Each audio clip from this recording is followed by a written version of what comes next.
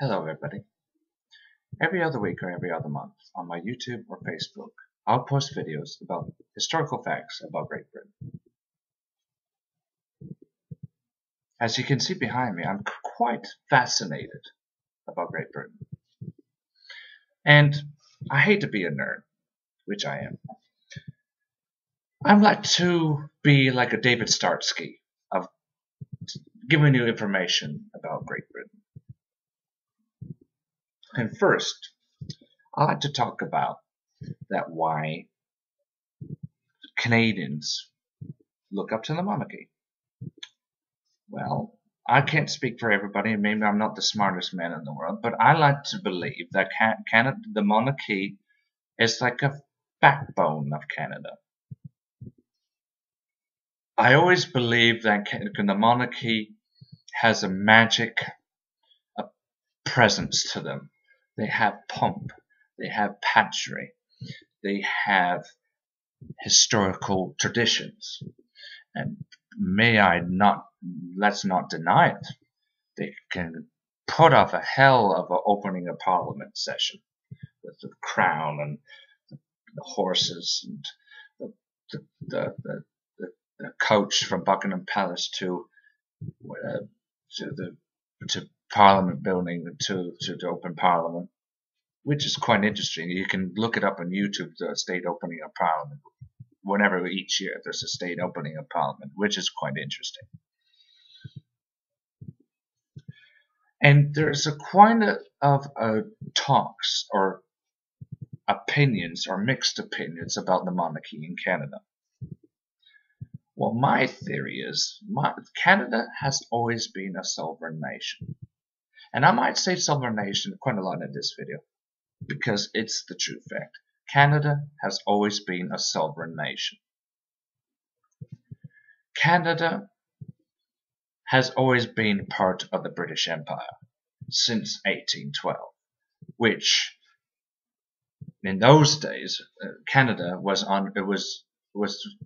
I think it wasn't called Canada, it was called New Great Britain or something like that, because it was Canada was a British colony, which, may I say, do a deed no offense to our American friends across the pond, or across the border, shall I say. But here's a little historical fact about 1812. Let me get off topic for a minute about a fun fact about 1812. The United States soldiers came up to Canada, and I think our parliament was in Quebec City at the time. They went up and burnt our parliament. So we decided, of the King's soldiers, of the King George III, of the Red Jackets we call them, they decided we're going to get them back, and we're going to get them back good. So we walked all throughout the New York State to Washington, D.C. and burnt their White House. Yeah, we walked all through the New York State to Washington, D.C. to burn their White House. And I hate to say it, no offense to our American friends across the border, but you know what? Karma's a bitch. Enough said.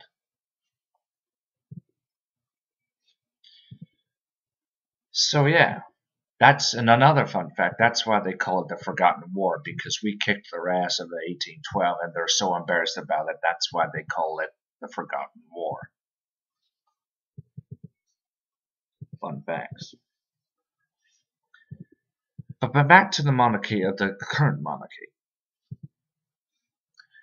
There's another interesting fact that our Canadian Parliament in Ottawa did a bill, anonymously or unanimously, one of the two, went through our Parliament to change the rules of the succession of the throne. Which means when William and Catherine, the Duke and Duchess of Cambridge, have a child, if their first child is a girl, she'll be free. If William dies, she'll become her daughter will become queen. For many years, for centuries, the firstborn son always got the title of the heir to the throne.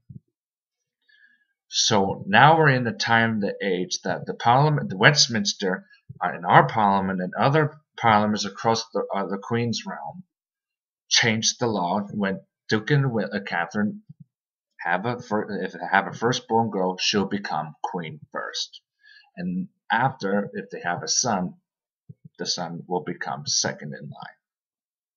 Fun fact, or interesting fact.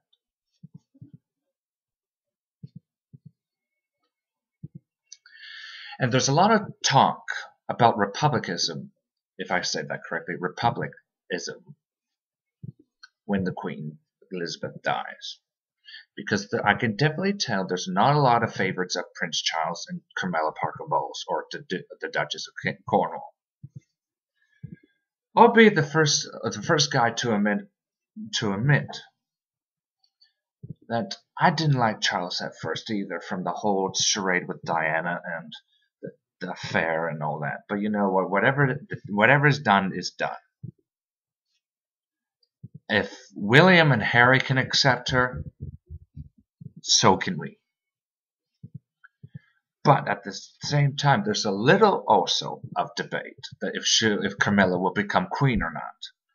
But there was a statement from St. James's Palace that when Charles becomes king, she'll be will be called the princess consort, which I don't know if it's gonna happen. Again, something tells me that Charles would give her the queen title, but we have to wait and see. But back to the republics. There's a lot of republic talks about when Queen Elizabeth dies, the Canada wants, or the people would think that the Canada will become republic, which it's hardly doubtful. For the simple fact that we need a constitutional monarchy to look up to. The monarchy in Canada has always been a figurehead. In the time of complete disbelief in our government from the Ontario legislature at this very moment, we look up to the monarchy. Because the monarchy will always be there. Not they'll come over every time or every day we get to see them, but wherever the chance they come down here, everybody comes out and supports them. Which I find it quite interesting and quite good that there's still love and respect for our constitutional monarchy in Canada.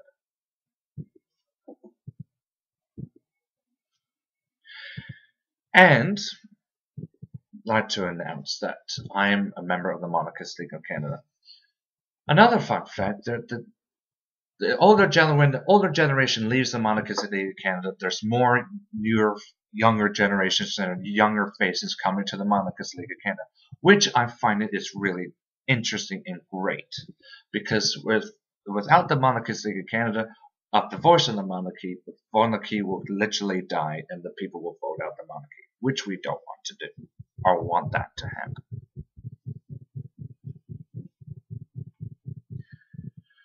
Now, on off a topic. This is just my personal thoughts about that whole religious stuff going on in Northern Ireland. And my personal two thoughts is, why in the royal blue hell are you fighting over your faith? Shouldn't it not matter if you're Catholic or Protestant? Can't you just at least celebrate that you're Irish, even Northern Irish?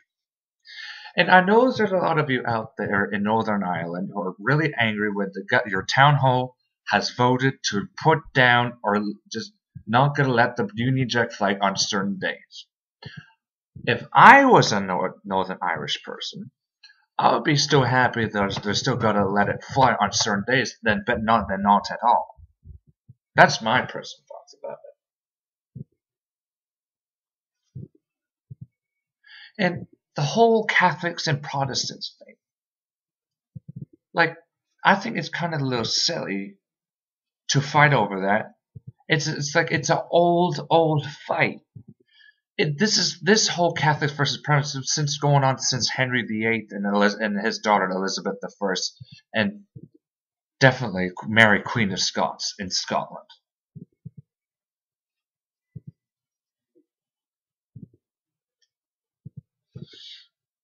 That's my little side thoughts about that. I think it's utterly ridiculous. They're still fighting over Protestants versus Catholics in Northern Ireland, and I thought there was a what's that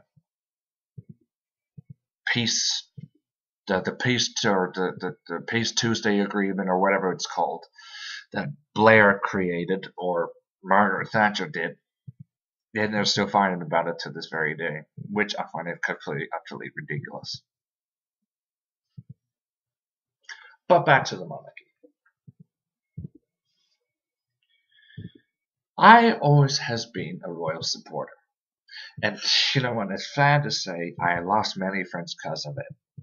Maybe they just don't want to understand, or maybe they just don't understand and just don't want to learn about it.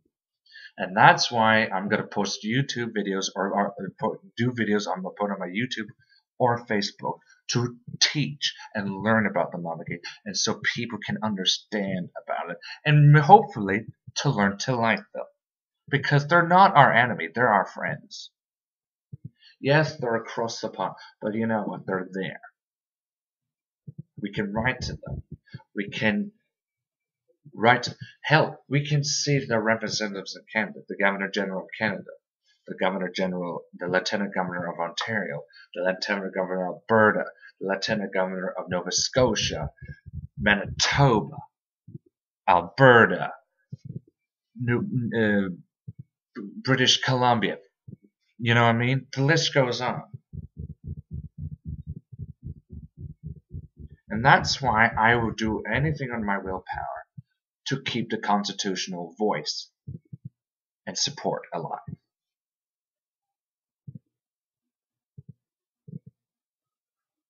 That's what I fight for the love of the monarchy and the history of Britain.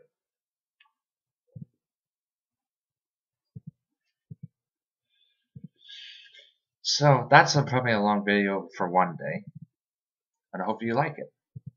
And hopefully I make complete sense about this, because I really feel passionate about the monarchy in Canada. Thank you.